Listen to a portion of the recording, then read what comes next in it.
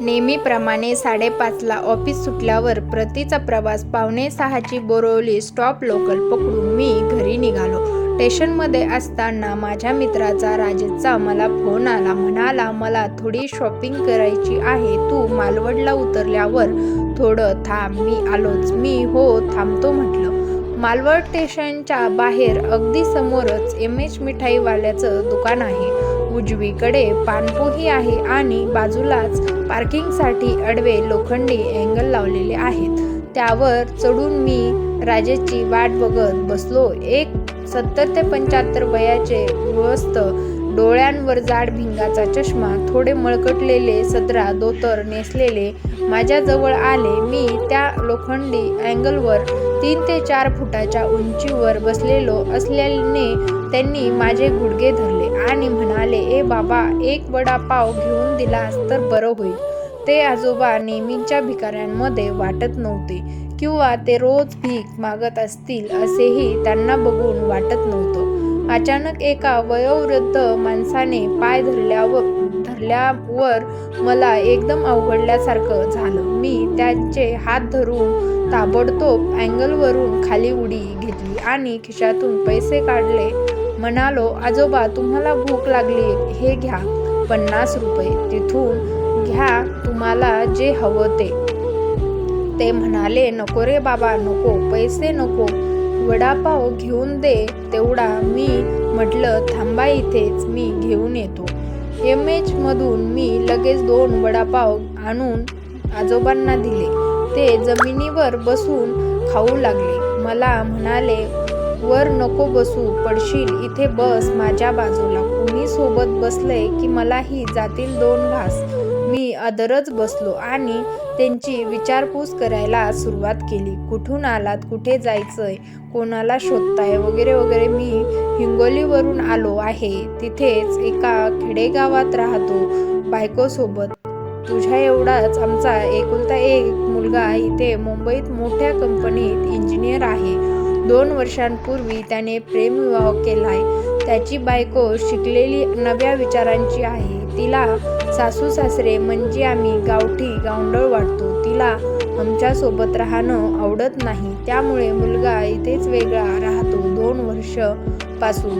परवा त्याचा फोन, या मोबाईलवर फोन आला होता. म्हणाला, अमेरिकेत नोकरी मिळाली आहे, बायकोला घेऊन 10 वर्षांसाठी जात आहे. इथे मुंबईत असताना इथे येत होता गावी आम्हा म्हातारा म्हातारीला 6 महिन्यातून एकदा भेटायला. मात्र आता इतक्या लांबून प्रदेशातून जाण्याआधी एकदा भेटून जा म्हटलं तर वेळ नाही आता, परवा लगेच विमानाने निघायचं असं म्हणाला.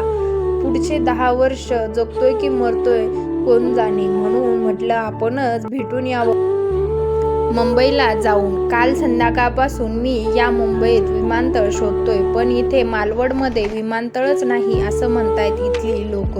मी म्हणालो, बरोबरच म्हणतायत लोक, इथे मालवणला नाही, सांताक्रूजला आहे एअरपोर्ट. आजोबांनी लगेच खिशातून एक कागद काढला आणि म्हणाले, परवा जेव्हा मुलाचा फोन आला होता तेव्हा त्याने हाच पत्ता दिला होता मला, विमानतळाचा. हा मोबाईल पण खराब झालाय वाटतं, फोनच नाही येत कालपासून माझ्या मुलाचा. त्याला सांगितलं होतं मी मुंबईत येतोय तुला भेटायला म्हणून. आता माझ्या एका हातात त्याचा मोबाईल आणि एका हातात तो कागद होता. आधी मोबाईलची बटणं दाबून पाहिली. मोबाईल व्यवस्थित चालू होता, नेटवर्कही फुल होतं. मी विचारलं, तुम्ही नाही का लावून बघितला मुलाला फोन? मला फोन लावता येत नाही, उचलता येतो फक्त, ते म्हणाले. मी रिसीट कॉलमध्ये जाऊन शेवटी परवा आलेल्या कॉलवर डायल केलं. समोरून फोन कट करण्यात आला. मग मी तो कागद उघडून पाहिला. त्या कागदावर पत्ता होता छत्रपती शिवाजी विमानतळ, एम.एच. हॉटेल समोर, मालवण, पश्चिम मुंबई. मी समजून गेलो होतो त्या मुलाने आपल्या आई वडिलांना टाळण्यासाठी खोटा पत्ता दिला होता आणि आता तो त्यांचा फोनही घेत नव्हता. मला कळून चुकलं होतं की ज्या विमानतळात आता त्यांचा मुलगा स्वार झाला होता ते परत कधीच त्यांच्या दिशेने येणार नव्हतं. तेवढ्यात माझा मित्र तिथे पोहोचला. त्याला मी म्हटलं 2 मिनिटं थांब फक्त. राजेश आणि मी आजोबांकडे पाहत विचारात पडलो. मला कळत नव्हतं मुलाकडून होणारी त्यांची प्रतारणा त्यांना खरंच कळत नव्हती की त्यांना कळत असूनही ती स्वीकारायची नव्हती.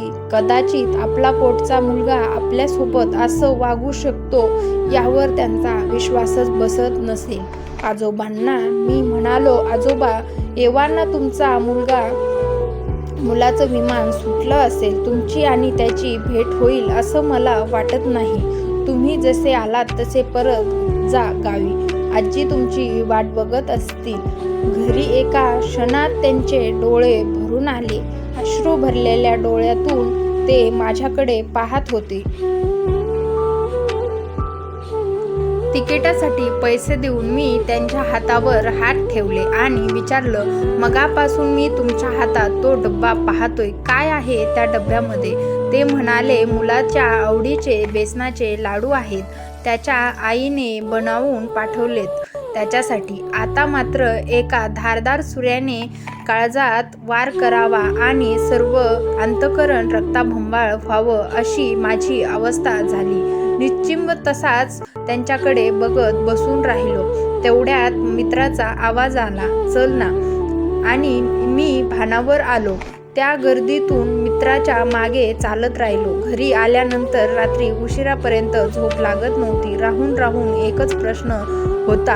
आपल्याकडे एका वडापावची भीक मागणारा, भुकेने हतबल झालेला तो माणूस आपल्या मुलासाठी आणलेल्या त्या लाडूच्या डब्यातून एक लाडू खाऊ शकत नव्हता. इतकं प्रेम.